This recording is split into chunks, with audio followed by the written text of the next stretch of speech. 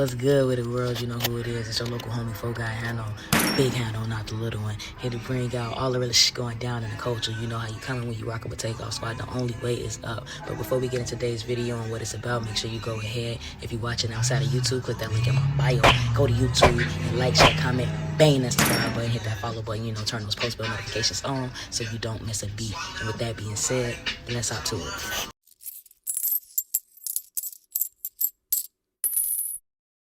As y'all know, man, I got a lot of different stuff coming to the channel, a lot of different content, a lot of different music, a lot of different activities and stuff that we got coming, man.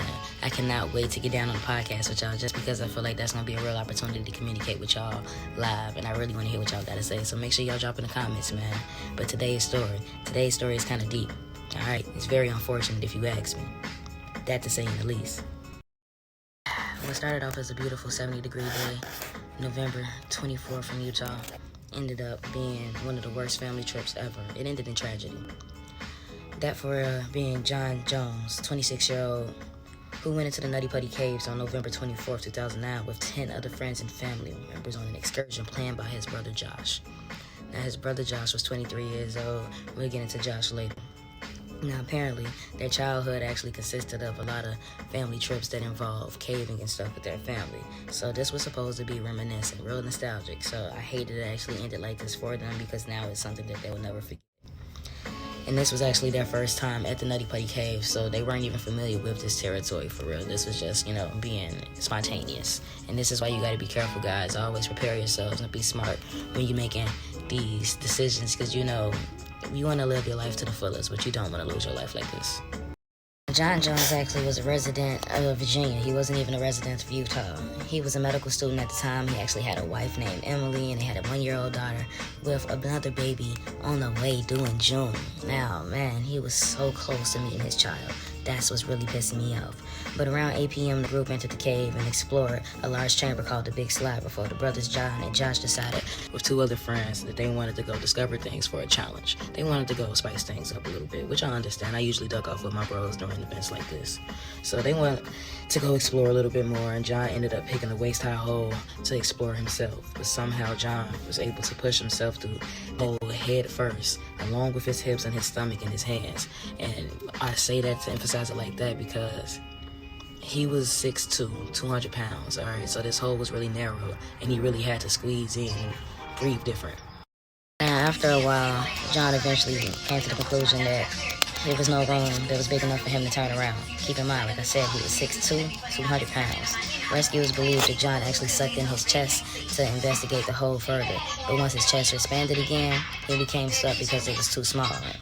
And unfortunately, struggling only made. But after 23-year-old Josh learned about his brother's situation, he thought it would just be another crazy story. Apparently, even their father, Leon Jones, had gotten stuck during one of their family vacations caving. So he thought this was just going to be another story that they could laugh about on another holiday. Unfortunately, this was not the case. So Josh first actually attempted to reach his brother himself. But in an attempt to reach his brother, he actually ended up getting stuck after pulling and tugging and getting down close to the ground and trying to pull on his feet. He realized that he was stuck, and he realized that the situation was really, really serious and he had to do something fast. So he ended up maneuvering himself out of the hole and going back to call 911.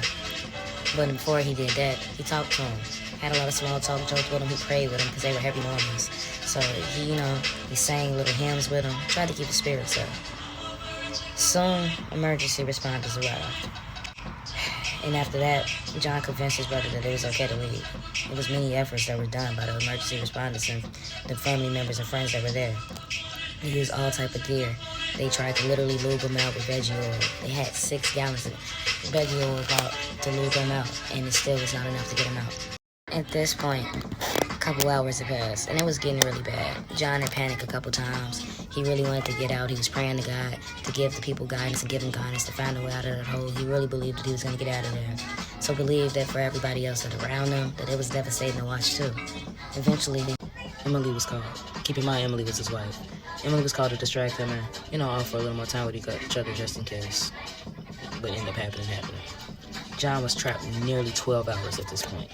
fluids would pool into his lungs and his head, because the human body is not meant to be upside down. When you stay upside down, your heart starts to speed up, and your fluids and your organs are now operating in a function that they're not supposed to be. We're meant to be right side up, and this man was upside down for hours. It was crazy because they had to be careful because they couldn't pull him out too fast for the risk of breaking bones, or also put him in any sorts of shock because it would kill him. At this point, the responders that were on the scene stated that John was not able to feel a pulse in his leg for at least hours at that point, and he was starting to panic. Anxiety and black depression was starting to hit him. He was starting to vomit and other things. So at this point, they were really just trying to keep him calm and keep him comfortable. But unfortunately, after no pulse in his legs for hours, more drastic measures had to be taken because they knew he only had maybe 5 to 10 hours left of life being upside down that long and in that tight space. They even tried to rebuild new equipment to get him out. Chisels, pulleys, all type of climbing system and cams were used. But still, none of these things were successful when it came to retrieving John. John eventually just, started telling his wife he really wanted to get home. And Emily suggested, maybe you should rest, honey. You've been trying. Maybe just close your eyes and rest. Now, I'm not too sure if John was responding to Emily while she was talking to him about resting or not. But responders on the scene said that John had been unconscious and he didn't respond for a while at that point. And at that point, afterwards, he didn't respond any further. Apparently, he never woke back up. At 11:56 p.m., November 25th, a paramedic crawled into a hold and pronounced that John had passed on. Like I said, guys, drop in the comments what you guys think. Make sure you pray for the family. The situation is crazy. And it was even worse because it didn't stop there. Because no more danger was decided to be brought to his body or to the crew or to the family, they decided to just go ahead and leave his body there. His body got sealed off into the cave, that same hole that he died in, with concrete. Because they knew that they weren't going to be able to bring him home and extract his body and have a funeral and stuff, they turned that spot into a memorial spot for him.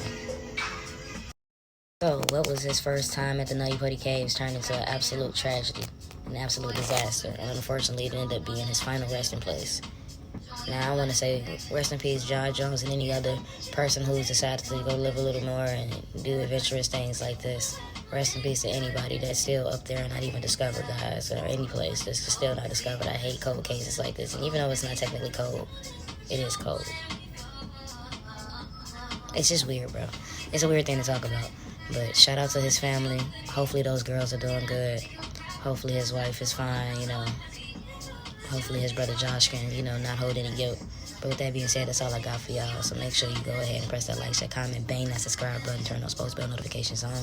Follow the TikTok and the Instagram at the Don Han, THADONHAN. And I'm going to catch y'all on the next one. I say, love.